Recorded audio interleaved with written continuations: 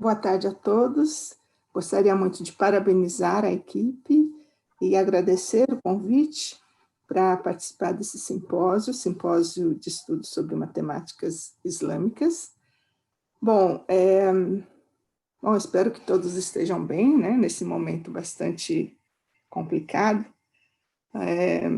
Falo de São Paulo, diferentemente dos nossos colegas aí do Nordeste. Como você colocou, me aposentei, estou aqui em São Paulo, mas na medida do possível, tento compartilhar o que me foi provocado aí no grupo de estudos organizado pela Bernadette. O que eu gostaria de colocar é que o que trago aqui não é exatamente uma pesquisa em história da ciência ou história da matemática, nos modos de uma imersão em documentos originais ou em manuscritos, mas trata-se de um estudo, digamos, preliminar, cujo objetivo é fazer algumas provocações para que a temática que vamos tratar aqui possa despertar curiosidades em torno do que vamos apresentar a partir do personagem Abu Waf. Bom, ao longo da apresentação, acredito que vamos precisar abrir alguns parênteses para explicar a localização, onde se passa, o contexto, por se tratar de uma cultura e de um acontecimento bastante longínquo. Eu vou começar, então, compartilhando a tela de slides. Deixa eu ver se consigo. Excelente. Ok? Ok, aí você pode falar, pronto, excelente, professora. Já estamos vendo. Tá. Bom, como podem ver pela chamada, o personagem em questão é Abu Wafa, que viveu na segunda metade do século X.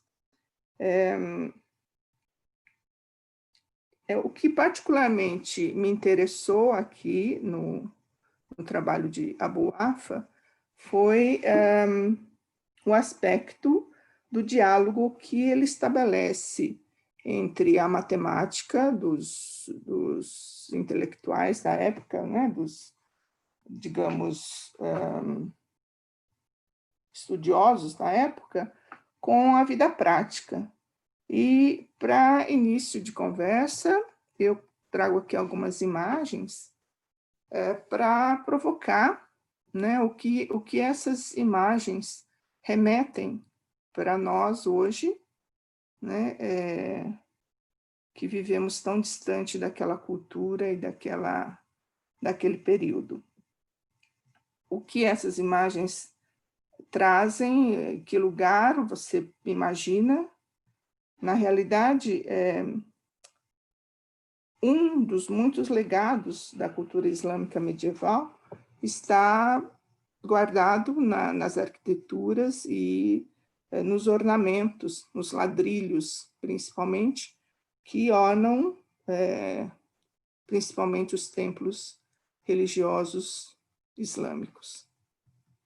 Bom, e a questão que se faz teriam sido os artífices geômetras, pela predominância da geometria nos intrigantes ornamentos da arquitetura medieval, tradicionalmente acreditou-se que os artesãos que fabricavam esses ladrilhos teriam sido especialistas em geometria. Bom, a nossa abordagem ela vai se dar a partir de um artigo chamado Matemática desculpa, está muito seco aqui hoje. Matemáticas e Artes, conexões entre a teoria e prática no mundo islâmico medieval, de Alpar Osdural, publicado no periódico História Matemática, no ano 2000. Bom, como se pode perceber, o escopo do que vamos apresentar aqui será em torno do personagem Abu Afa e das conexões entre a matemática e a vida prática no mundo medieval. E, a partir daí, pensar as possibilidades didáticas interdisciplinares do processo de criação dos padrões geométricos ornamentais. Bom, acredito que vocês já devem ter visto ou ouvido falar que a maioria dos templos religiosos tem em seu interior, na sua ambientação, a decoração desses belíssimos mosaicos, dessas composições geométricas. E praticamente não existe figuras de deuses, santos. São, na verdade, representações geométricas, compostas de forma muito intrigante, que se multiplicam ao longo do interior dessas arquiteturas, né? Alguns estudiosos falam em interdito religioso dentro da cultura islâmica, da representação do figurativo. Mas, para a pesquisadora Silvia Leite, no seu livro O Simbolismo do Padrão Geométrico da Arte Islâmica, ela nos fala que o uso dos padrões geométricos nessas representações, elas foram, na verdade, uma escolha. Uma escolha que, para a cultura da época, possibilitou estabelecer relações entre o uno e o todo, ou uno e o múltiplo, fazendo uma espécie de ponte, né, entre o profano e o sagrado. E, nessas condições, a geometria ela adquire o papel de istmo, que poderia fazer, então, a ligação entre o terreno e o celestial. Mas esse assunto, eu acredito que foge um pouco do nosso escopo, e o que vamos abordar, na realidade, é essa interação que podemos observar, estabelecido pelo Abu Afa e os artesãos. Porque no artigo que citamos, ele nos revela pelo menos duas fontes onde podemos observar essas interações, esses diálogos, porque é bastante comum se pensar que os intelectuais, né, os estudiosos da matemática, eles formavam um grupo exclusivo de pensadores que desenvolviam ideias e a matemática de forma mais abstrata. O recorte que vamos fazer aqui é para que possamos observar que, na realidade, havia essa interação entre os sábios, né, matemáticos, os estudiosos, e as questões práticas da vida cotidiana, seja do artesão, ou seja dos mercadores. E Osdural nos fala de dois trabalhos que registram essa interação que teria acontecido na época.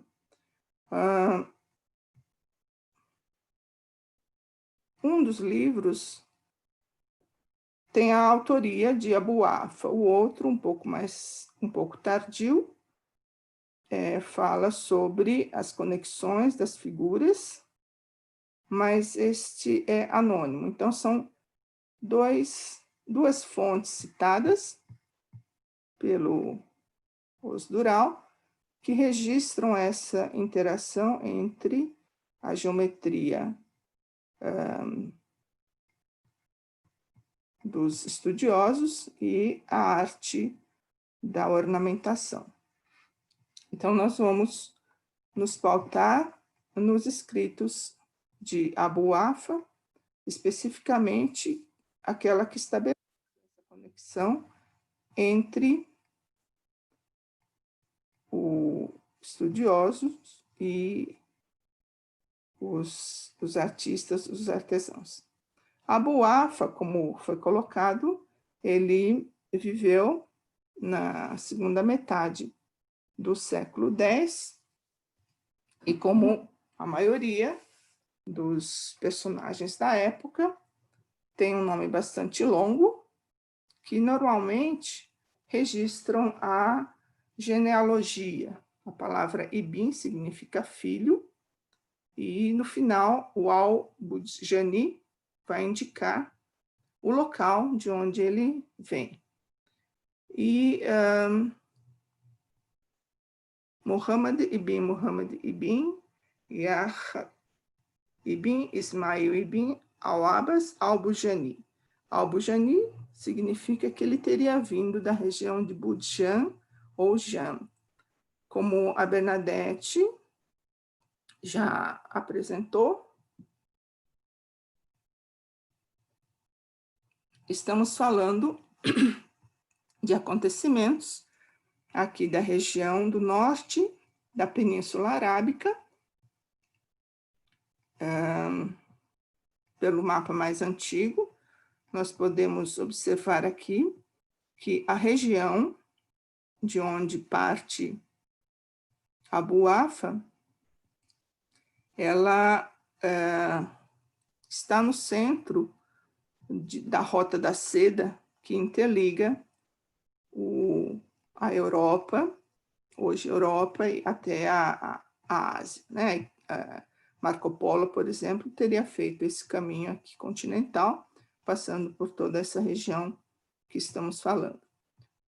Abu Wafa, ele é muitas vezes considerado um persa, e que realmente naquela época a região de onde ele provém fazia parte do Império Persa, né? Então, para além das coisas que hoje conhecemos, né, um tapete persa, um gato persa, nós podemos imaginar que alguém que sai desta região, né, o Khorasan, que era uma região bastante próspera, e fica aqui no limite entre Irã, Afeganistão e Khorasan, o local de nascimento, de proveniência de Abu Wafa. Abu Wafa sai dessa região e vai se deslocar aqui para o leste, para a cidade de Bagdá. Como também já foi comentado por Fabian e por Bernadette, Bagdá havia se tornado, então, a capital da dinastia abássida, e já há 200 anos tínhamos aqui um núcleo de intelectuais, estudiosos, onde se concentravam os convidados dos califas, que acreditavam que a tinta dos estudiosos valiam mais do que o sangue dos mártires, assim citam alguns historiadores, e juntamente com outros polos, como comentou Bernadette, tínhamos um grande investimento no conhecimento no conhecimento que se disponibilizou aqui na região da Pérsia naquela época. Quando, aos 19 anos, Abu Wafa se desloca para Bagdá, ele tinha como tarefa contribuir para a matemática e a astronomia que se desenvolvia naquele centro de estudos. Como matemático, Abu Wafa traz contribuições para a trigonometria. Como parte da investigação sobre a órbita da Lua, ele compila tabelas de senos, tangentes e intervalos de 15 graus e vai introduzir outras relações trigonométricas associado ao arco. Ele cria também métodos de cálculo de seno, tabelas trigonométricas de grande precisão e colabora na construção do quadrante, um quadrante de dimensões grandes, que vai permitir fazer as observações astronômicas da época. Os registros que temos sobre a interação que Abu Wafa estabelece com a vida prática se revela em 2 livros. Um sobre o que é necessário ao conhecimento da aritmética para escribas e negociantes, e o outro sobre as construções geométricas necessárias para o artesão. No livro sobre a aritmética para escribas e negociantes, o Abu Wafa ele registra o seguinte, que o que se consta no livro compreende tudo que um experiente ou novato, aprendiz ou mestre em aritmética precisa conhecer: a arte de funcionários públicos, o emprego dos impostos sobre a terra e todos os tipos de negócios necessários em administrações, proporções, multiplicações, divisão, medições, imposto territorial, distribuição, trocas e todas as outras práticas utilizadas por várias categorias de homens para fazer negócios e que lhes são úteis em sua vida diária. Já no livro que ele escreve para os artesãos, ele nos fala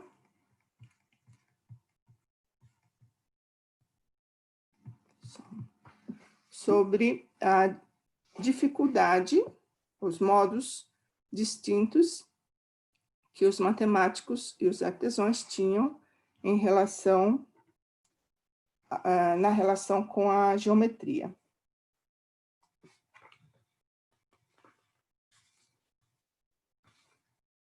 E ele diz que os geômetras, eles tinham dificuldades em compreender as montagens que os artesãos desenvolviam, né? Porque os geômetras tinham experiências em fazer seus cálculos, fazer as verificações, mas não conseguiam compreender as aproximações que os artesãos faziam na elaboração daquelas figuras que ele via necessária para compor as figuras, para decorar, através da composição de figuras, os ladrilhos.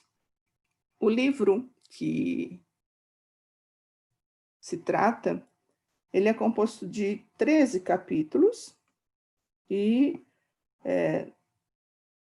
inclui as ilustrações, os esboços de instrumentos, as construções corretas de ângulos, né? Como que se faz as secções, os cortes, os ângulos, as parábolas, os polígonos, etc., a divisão correta das figuras para poder compor os padrões geométricos. Nós não vamos fazer uma explanação muito longa sobre o que tem no conteúdo do livro e trazemos aqui um recorte, a título de exemplo, como é que como é que ele vai sugerir a construção dessas figuras para que elas possam ser recortadas e reconstituídas para formar aqueles padrões de decoração. E ele, então, no capítulo sobre a composição de quadrados, ele fala como fazer um quadrado a partir de 2 quadrados iguais, ou como é que posso montar um quadrado a partir de 5 quadrados iguais, ou como posso montar um novo quadrado a partir de 9 quadrados iguais. Esse desafio não era apenas uma questão geométrica, porque envolvia também uma questão da elegância da divisão dessas figuras, para que elas pudessem se tornar uma composição ornamental. Não poderia ser uma divisão qualquer. Então, ele vai orientar esses artesãos à maneira mais elegante, a mais correta, para que se possa montar um quadrado a partir de 2 quadrados iguais, a partir de 5 quadrados iguais, e assim sucessivamente.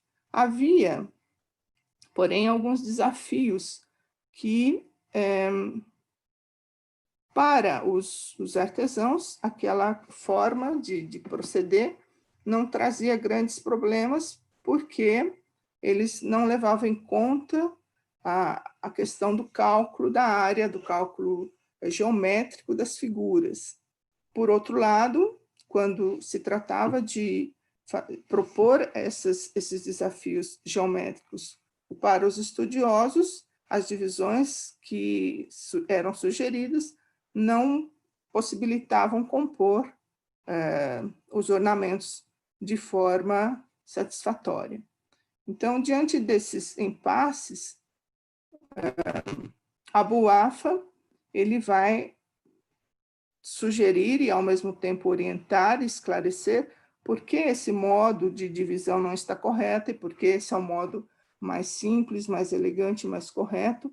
Enfim, eram esses diálogos que se estabeleceram entre o fazer prático e o saber dos estudiosos, que vão contribuir para que novos padrões corretos e elegantes pudessem ser aplicados, pudessem ser aprimorados, para que aquelas figuras pudessem surgir.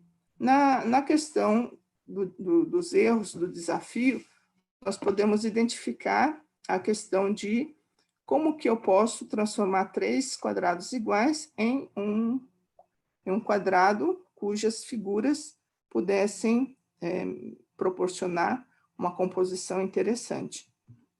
O que foi proposto por um dos artesãos foi essa divisão, e aparentemente era aceita no meio prático. No entanto, o Abu Wafa ele vai dizer que não está correta, porque quem conhece a geometria vai perceber que existe um erro aí em termos de medidas, e essas medidas elas não seriam perceptíveis para os artesãos, mas que essa ordem de erro, da ordem de 1,4%, não seria desprezado pelos geômetras.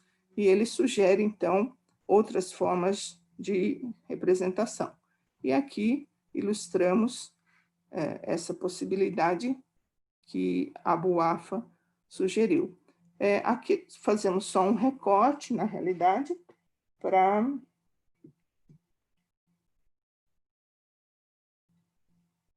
podermos ilustrar a contribuição que Abu Wafa traz para estabelecer esse diálogo do mundo das artes, do mundo dos artesãos, e o saber mais elaborado dos geômetras. Observamos nos escritos que Abu Wafa foi reconhecido na época como grande matemático e colaborador do desenvolvimento dessa arte decorativa que era muito específica para a cultura islâmica medieval. Bom, nosso foco, então, foi trazer, né, essas considerações e gostaria de apenas fazer as considerações finais, dizendo que nesta breve incursão que fizemos no tempo e lugar de Abu Wafa, nos damos conta que existe uma vastidão de coisas para se conhecer, ainda ocultos aos nossos olhares, e identificamos ainda que, tenuemente, que os estudiosos e os homens da vida prática, em especial no caso de Abu Wafa, atendeu, além das demandas dos mercadores, estabelece o diálogo com os artífices, os criadores de ladrilhos, dos padrões geométricos típicos do mundo islâmico. Podemos perceber que língua, religião, simbolismo, os números e as formas estabelecem uma complexa relação entre os mais diversos saberes. E na busca pela compreensão dos mistérios do céu, a mística persa Zoroastra, da onde provém Abu Wafa, contribui para a astronomia islâmica, que é muito aderente ao que hoje conhecemos como astrologia, mas que contribuiu imensamente para a construção de instrumentos de observações e tabelas mais precisas de observação e medição dos corpos celestes. Alimentando-se mutuamente de saberes e fazeres, o rico legado deixado pela cultura islâmica parece reverberar ainda em outros tempos e lugares, mesmo que as fontes ainda se apresentem pouco reveladas.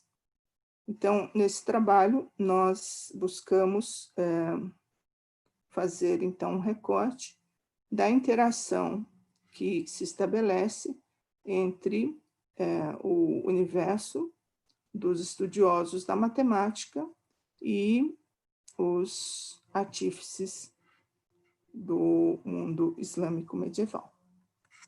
Deixo aqui as referências que utilizamos para fazer essa primeira abordagem e agradecemos pela atenção.